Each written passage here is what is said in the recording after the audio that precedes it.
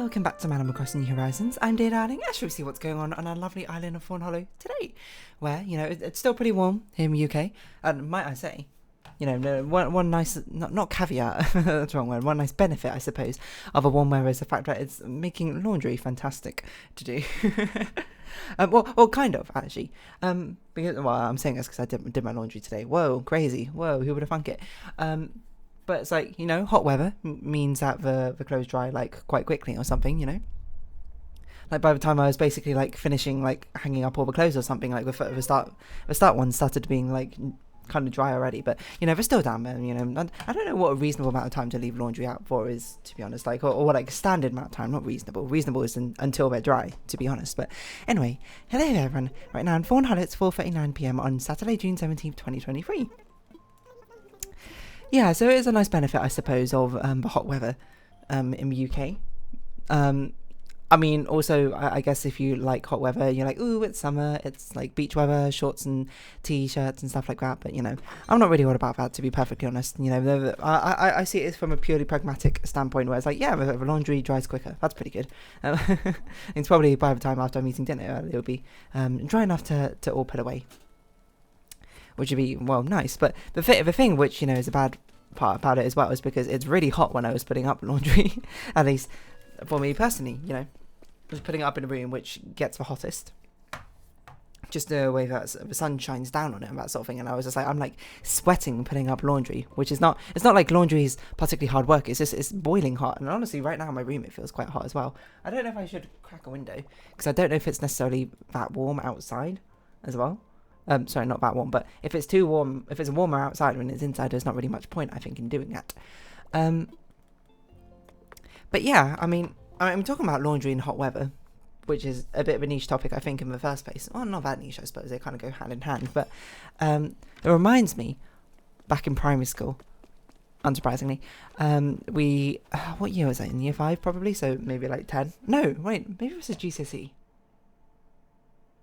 No, I think this is year 6 actually in primary school. I'm getting my time periods a bit confused now, which is maybe a sign that I'm getting like older. Well, I guess all signs of aging are a sign I'm getting older now I think about it. But where the teacher asked a question which is stuck in my mind, which is like, how, you know, when you hang your clothes out to dry, like what lets them, like what makes them dry? And everyone goes, oh, it's the sun, it's the heat, you know, causing evaporation on the clothes and that sort of thing. We're just like, yeah, that makes perfect sense. And then she's like, okay, well, what about in winter? And it's like, oh, you know, if you put your clothes out to dry in winter, because we're just like, oh, there's no sun, I guess it will never dry, it will always stay wet. And then she's like, really? And then we thought about it a bit more and it's like, okay, no, we've definitely put like things which are wet out during winter, they still dry. And I remember this question in my mind because, you know, unsurprisingly back then, you know, tried to like know everything to some unreasonable degree. But I was just like, I don't understand why, you know. It's like it's a sort of thing where it's like, I've never thought about this before. How do clothes get dry in the winter? I don't remember what I said. I think my theory at the time was like, because it's so cold, it like freezes the water and then it like physically falls off the clothing. Now, bearing in mind, actually, maybe I was in year 5 now I think about it. Okay, so bearing in mind I was probably around like 9 or something, so I don't know, you know, the fact we even know evaporation, I think at that point is surprising, but, you know, maybe not that unexpected. Yeah, but that was like my theory. I was like, okay, so it like freezes the water and the water can physically fall off, like, or something like that. But then it was just like, no, it's actually still evaporation, because evaporation still happens during wintertime. And I was like, what? You don't need the sun's rays for evaporation? And it's like, no, technically not, or whatever.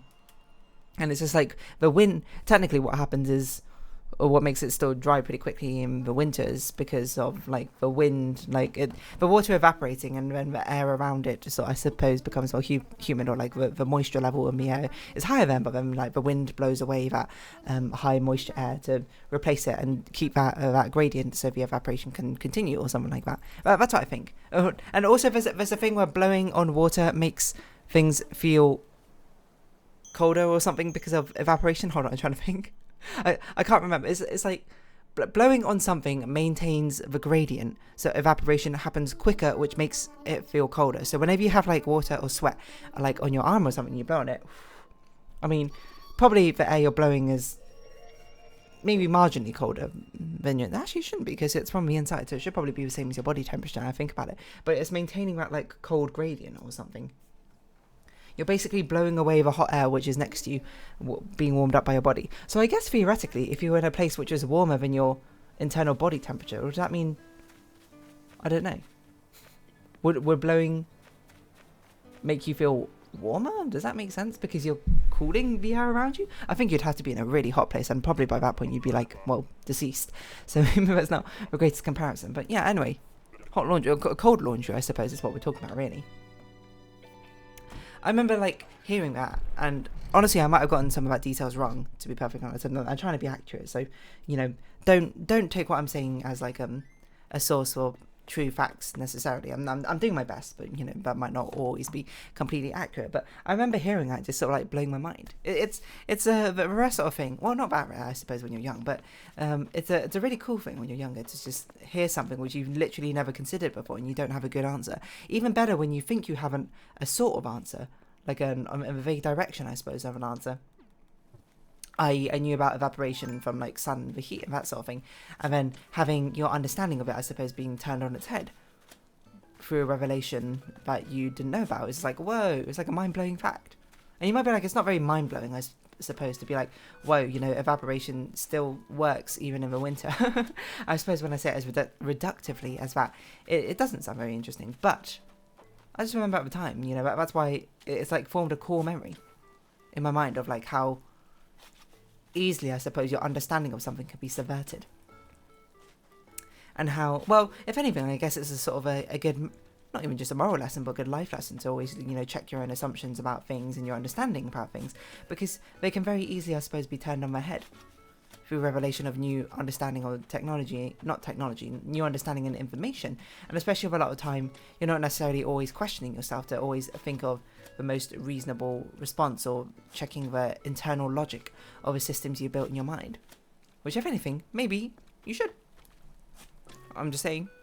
I don't mean this, sorry, it sounded a bit backhanded, like it was a sort of jab, like, yeah, you personally should. I bet you never think about things. That's not what I meant. I meant like, because I probably don't do it enough either, but it's just sort of like a good life lesson for all of us to really do, you know? You know, the same thing with like, you know, be considerate, you know, think of the human, etc., etc.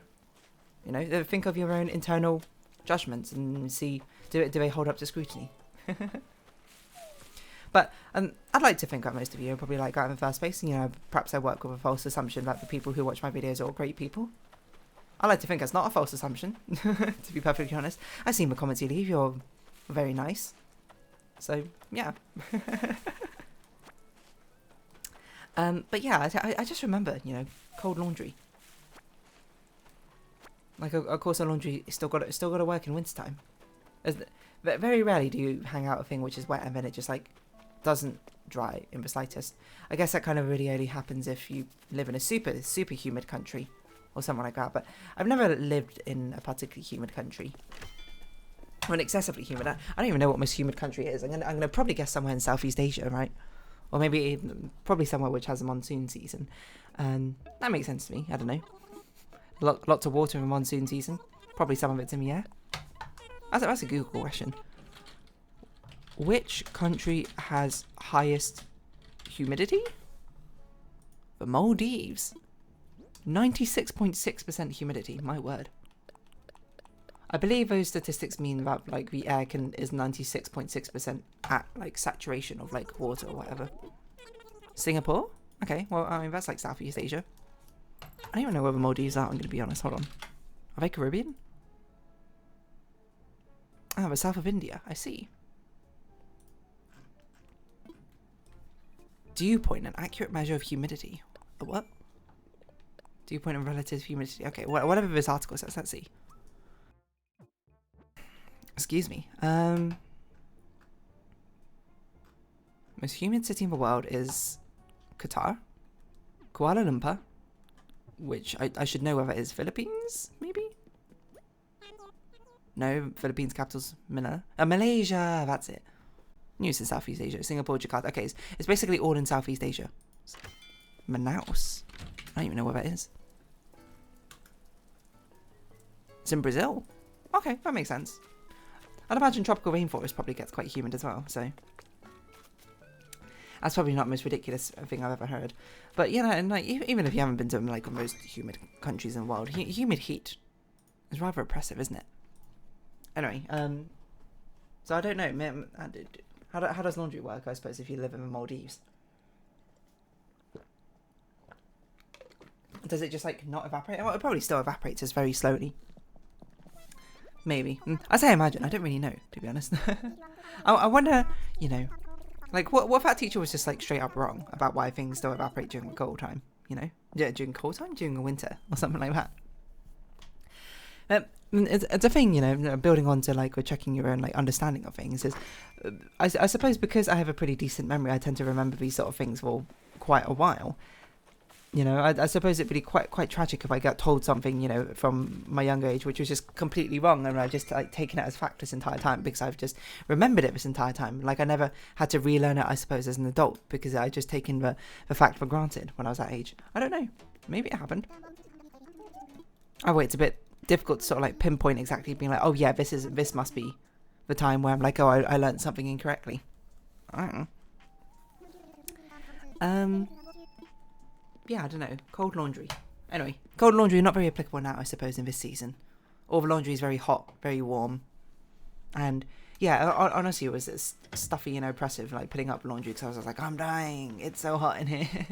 It's getting hot in here. So you better put up your clothes. It's getting too hot. I wanna hang my clothes up. That song, well, I don't know, it depends how old you are. Maybe that song's a bit older for you. Because it was a bit old for me, to be honest. Like, I remember it so vaguely on the TV, I suppose, when I was like 3 or something. It's like called Hot in Here. I don't even know who sings it. Hot in Here. Nelly. When did this get released? 2002? Okay, so I was like 5. Is Nelly one of the people who got, like, cancelled or something? Cancelled, let's see. Well, he's had some allegations against him.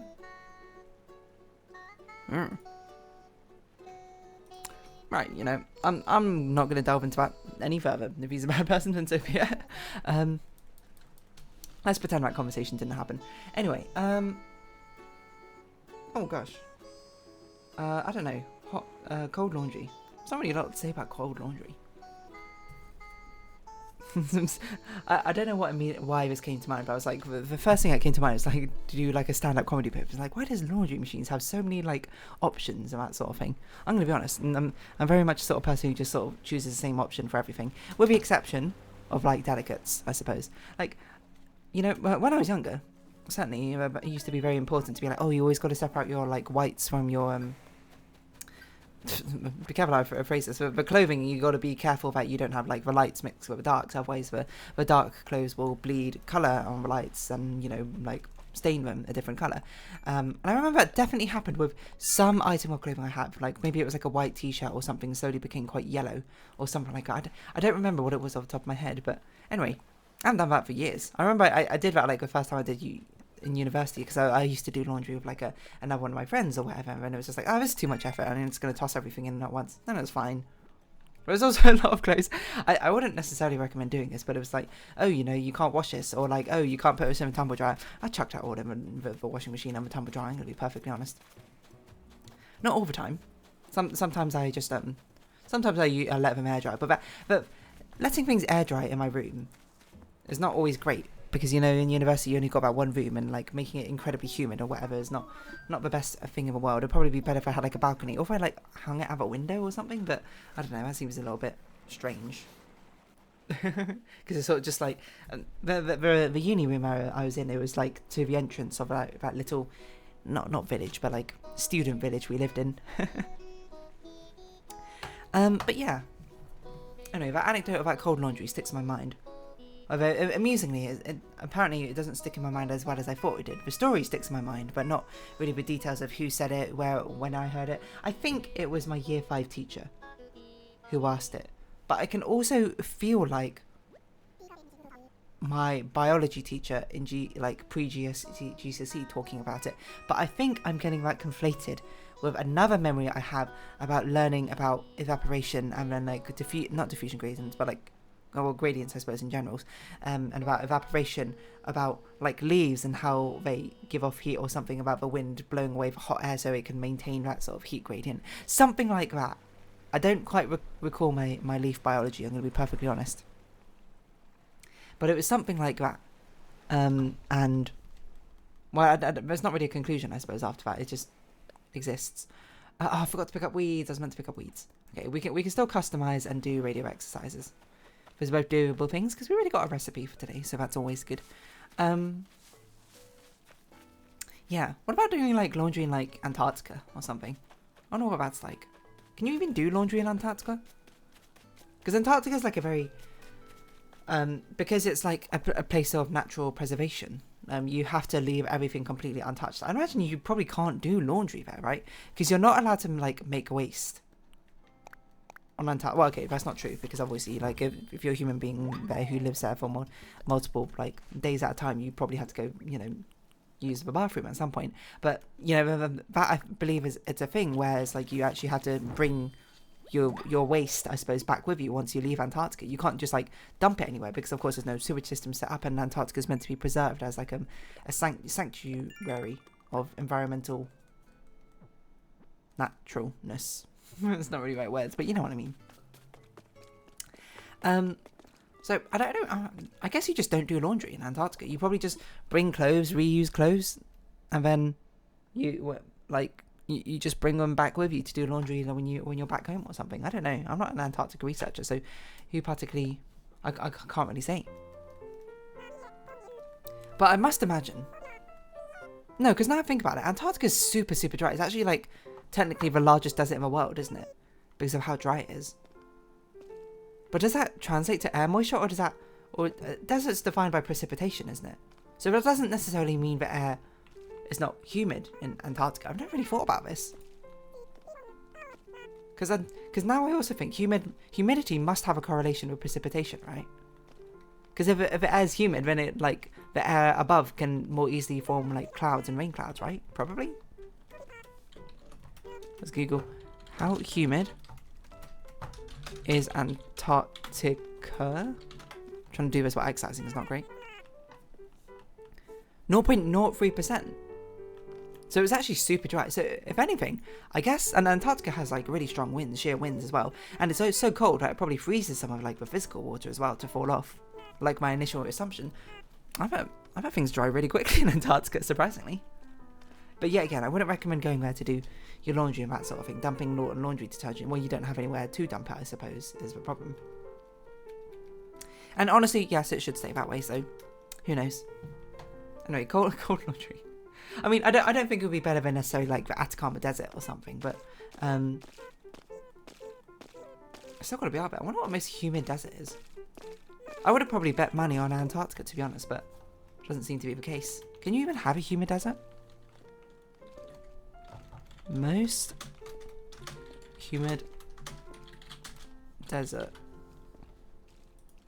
Most humid DATT. No. Desert.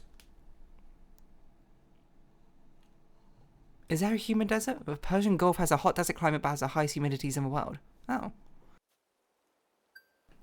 I guess that's something. Relative humidity is not a very good measure of how much water vapor is in the air a dew point is. Okay, fair enough.